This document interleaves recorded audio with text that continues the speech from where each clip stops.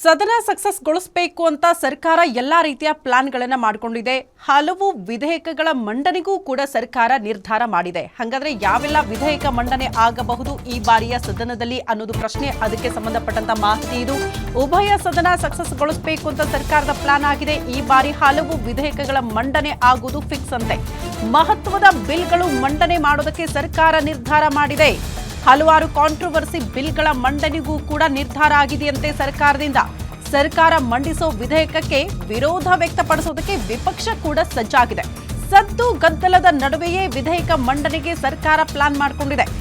ಉಭಯ ಸದನ ಹಿಂಗೆ ನಾವು ಸಕ್ಸಸ್ ಮಾಡ್ತೀವಿ ಅಂತ ಸರ್ಕಾರ ಪ್ಲಾನ್ ಮಾಡಿಕೊಂಡಿದೆ. ಪ್ರಮುಖವಾಗಿ ಅದರಲ್ಲಿ ಒಂದಷ್ಟು ಕಾಂಟ್ರವರ್ಸಿ ಬಿಲ್ಗಳು ಕೂಡ ಸೇರ್ಕೊಂಡಿದೆ ಅನ್ನೋದು ಗಮನಿಸಬೇಕಾಗಿರುವಂತಹ ವಿಚಾರ. ಕರ್ನಾಟಕ ದ್ವೇಷ ಭಾಷಣ ಮತ್ತು ದ್ವೇಷ ಅಪರಾಧಗಳ ಪ್ರತಿಬಂಧಕ ವಿಧೇಯಕ 2025 ಕೂಡ ಈ ಬಾರಿ ಮಂಡನೆ ಆಗುತ್ತಂತೆ. ಈ ಅಧಿವೇಶನದಲ್ಲೇ ಬಯಲು ಸೀಮೆ ಪ್ರದೇಶಾಭಿವೃದ್ಧಿ ಮಂಡಳಿ ತಿದ್ದುಪಡಿ ವಿಧೇಯಕ ಕೂಡ ಮಂಡನೆ ಮಾಡೋದಕ್ಕೆ ಸರ್ಕಾರ ಪ್ಲಾನ್ ಮಾಡಿಕೊಂಡಿದೆ.